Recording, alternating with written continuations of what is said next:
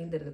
പിന്നെ മാക്സിമം ഒറ്റയ്ക്കൊന്നും ചെയ്യാതിരിക്കാൻ ശ്രമിക്കുക. നമ്മൾ പുറത്ത് വന്നു കഴിയുമ്പോഴേക്കും നമ്മൾ ഒരുപാട് ഔട്ട്ലാൻഡേഴ്സായിട്ട് അഥവാ ഫോറിനേഴ്സായിട്ട് നമുക്ക് കമ്മ്യൂണിക്കേഷൻ ഉണ്ടാകും. സോ നമ്മൾ ഒരു പ്രൊവോക്കേഷൻ കമ്മ്യൂണിക്കേഷൻ ഉണ്ടായിക്കഴിഞ്ഞാൽ നമ്മൾ ആ സിറ്റുവേഷൻ മാക്സിമം ഒന്നെങ്കിൽ അവോയ്ഡ് ചെയ്യുക, അല്ലെങ്കിൽ നമ്മളൊരാൾ തല്ലിയാൽ പോലും നമ്മൾ ആ സിറ്റുവേഷനിൽ മാക്സിമം സേഫ് ആയിട്ട് ഊരിപ്പോരാൻ നോക്കുക. അതിനുശേഷം നമുക്ക് റിയാക്ട് ചെയ്യാൻ ഒരുപാട് വഴികളുണ്ട്. നമുക്കൊന്ന് പോലീസ് മുഖം ബന്ധപ്പെടാം, അല്ലെങ്കിൽ വക്കീൽ മൂലം ബന്ധപ്പെടാം. അല്ലാതെ നമ്മൾ റിയാക്ട് ചെയ്ത് ഒരു പ്രശ്നമാകാതിരിക്കാം. ബിക്കോസ് അത് എവിടെ ചെന്ന് അവസാനിക്കും നമുക്ക് പറയാനായിട്ട് സാധിക്കത്തില്ല.